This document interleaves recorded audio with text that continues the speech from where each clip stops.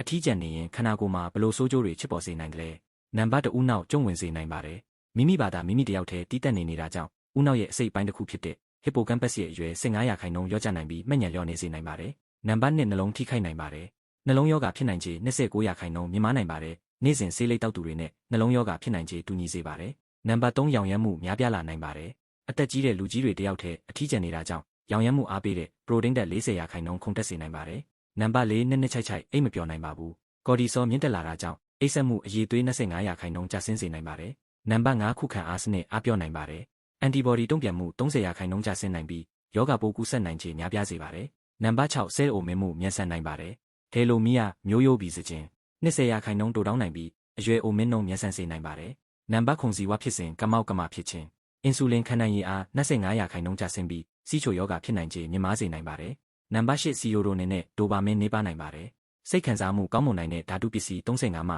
40%ကျဆင်းပြီးပင်ပန်းနွမ်းနယ်စေနိုင်ပါတယ်။နံပါတ်9သွေးပေါင်ချိန်သွေးဖိအား10မှ15%ထိမြင့်တက်စေနိုင်ပါတယ်။နံပါတ်10ပင်ပန်းနွမ်းနယ်နိုင်ပါတယ်။နာတာရှည်စိတ်ဖိစီးနေတာကြောင့်စွမ်းအင်20%ကျဆင်းစေနိုင်ပါတယ်။နံပါတ်10တနာကျင်မှုကိုခံနိုင်ရည်လျော့နေနိုင်ပါတယ်။အဆက်အသွယ်ပြတ်တောက်နေတာကြောင့်အန်ဒိုဖင်ဟော်မုန်း30%ကျဆင်းစေနိုင်ပါတယ်။ဒီလိုမျိုးနေ့စဉ်ဗဟုသုတတွေအတွက် Daily Bite